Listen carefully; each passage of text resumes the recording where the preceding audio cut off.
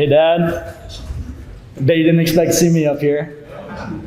I had no idea either. Well, not until this past Wednesday. I was sitting in class and texted Mom, hoping she'd send an email so that I could sign out. I knew if I texted you, I would get an immediate text back telling me to catch up on my classes, stay focused, and finish my senior year strong. I made the right decision by texting Mom because reluctantly, she sent the email saying I could go home.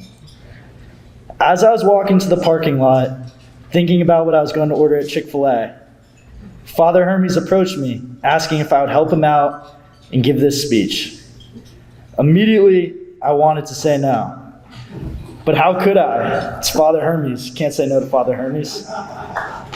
But it wasn't my fear of saying no to Father Hermes that ultimately led me to saying yes. I thought about you. I thought about how you are the perfect example of a man for others. I thought about how determined you have been in everything you do and how it has guided you to be a successful husband, father, and businessman. Also, in the back of my head, I knew if Mom found out I said no, she'd without a doubt kill me.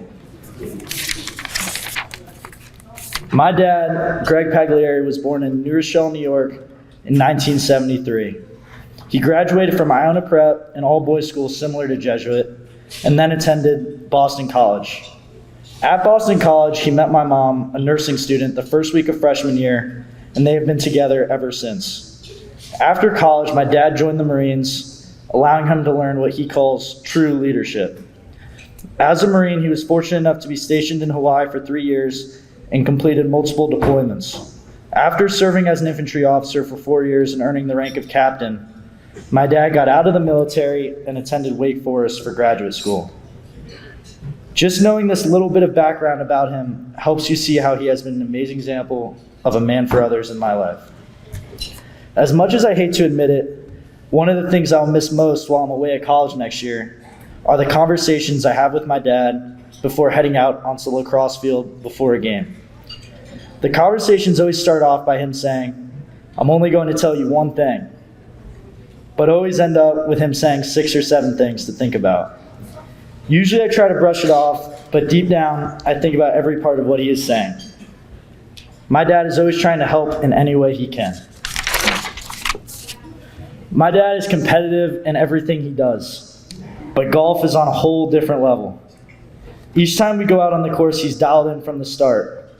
Although recently, he likes to say he has some bad back pain, and I smack the ball way past him, he still always finds a way to beat me. Even though he beats me, one of the things that I have been able to hold against my dad is how I have a hole-in-one and he does not. Unfortunately for me, that changed last week. My dad finally accomplished something he's been chasing his whole life.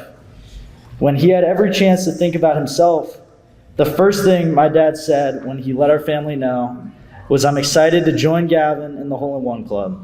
My dad always puts himself last. My dad has made many sacrifices throughout his life for my family, and not once have I ever heard him complain about it. Most weeks, he travels during the work week, often struggling with time changes and long layovers. On the weekend, when he is home, he has every reason to want to sit on the couch and relax, or go play golf with his friends. But without hesitation, he always asks my mom to invite family over. Without complaining or even really bringing it up at all, my dad is just happy he was able to provide a better experience for everyone. Whenever we have family over, he is always on his feet, making sure everyone is entertained. Family is very important to my dad. Another example, anytime my family spends time at the beach, my dad always volunteers to set up the tents and chairs. In the morning, before anyone else in the house is awake, he straps what seems like 300 pounds worth of tents and chairs to his back and starts walking. By the time everything is professionally set up, he's drenched in sweat. Again, not complaining or wishing he was still asleep like everyone else, my dad is glad he was able to provide and help for the family.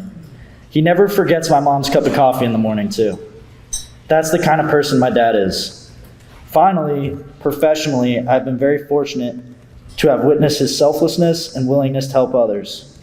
He was a United States Marine. He protected our freedom and served our country. He is part of an organization called the Severn Leadership Group that mentors veterans transitioning from service to civilian life.